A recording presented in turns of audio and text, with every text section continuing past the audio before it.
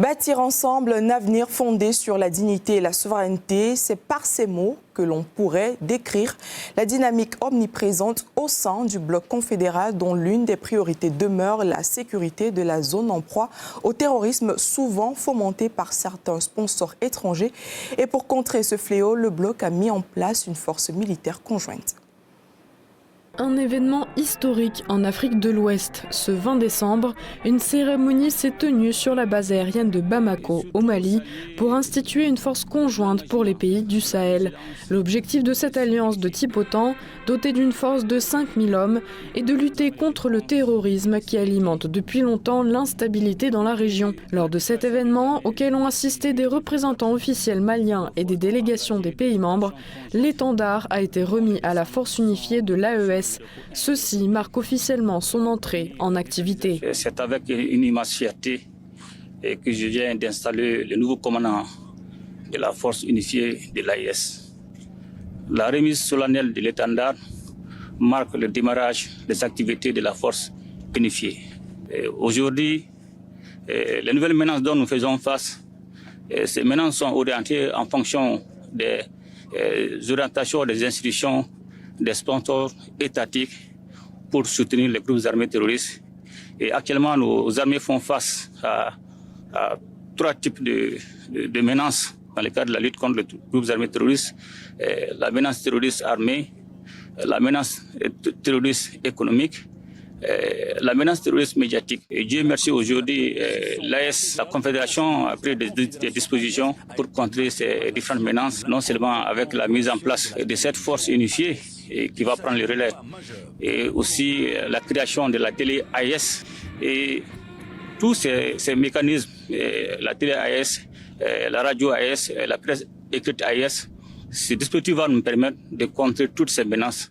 Assimi Goïta a également souligné le succès des opérations conjointes Yereko 1 et Yereko 2 menées suite à la signature de la déclaration de Niamey du 6 juillet 2024. Ces opérations ont permis la neutralisation de plusieurs chefs terroristes et la destruction de repères de criminels. Le ministre malien de la Défense a, quant à lui, insisté sur l'importance de la force unifiée de l'AES, aboutissement d'un partenariat stratégique fondé sur les valeurs sahéliennes de solidarité, d'entraide et de dignité. Pour rappel, le Mali, le Niger et le Burkina Faso ont établi l'AES en tant que pacte de défense contre le terrorisme en septembre 2023, avant de former une confédération près d'un an plus tard. Des années de tensions et d'instabilité politique dans les régions avaient contraint des millions d'habitants à fuir. Ces 22 et 23 décembre, la Confédération de l'AES entend tracer une feuille de route dans un esprit débarrassé de l'influence néocoloniale. Et alors que les objectifs sont grands, les attentes le sont tout autant. Entre espoir et confiance, voici ce qu'en pensent les citoyens de l'AES. On souhaitait ce sommet. Au moins, c'était un sommet de la clarification. Nous tous, nous sommes anxieux quand on voit notre monnaie et quelle direction elle allait prendre. Déjà que la CEDEAO parlait de l'avènement de leur monnaie, et si cette monnaie sortait avant la nôtre, on se demandait comment on allait faire. Mais Dieu a donné une intelligence à nos dirigeants qui savent anticiper.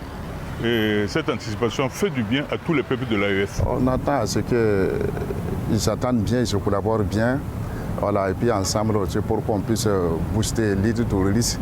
C'est ça qui est le plus important pour nous. Ça nous rassure, et puis on voit qu'il y a quelque chose qui se fait. Voilà. Et puis on félicite aussi nos forces de défense et de sécurité, on félicite nos dirigeants pour l'effort qu'ils sont en train d'abattre.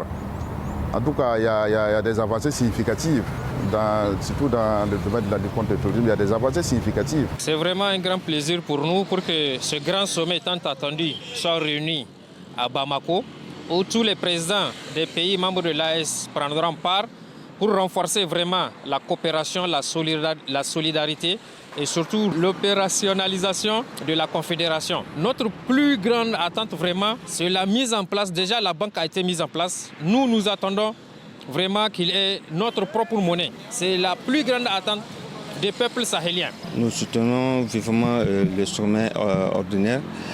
Sachant que déjà, sur le point sécuritaire que nous pouvons soulever, et c'est déjà un point que sans l'aide de l'opinion internationale, nous pouvons aboutir à nos objectifs. Combattre le terrorisme, combattre en fait ce qui en est de la monnaie du CFA.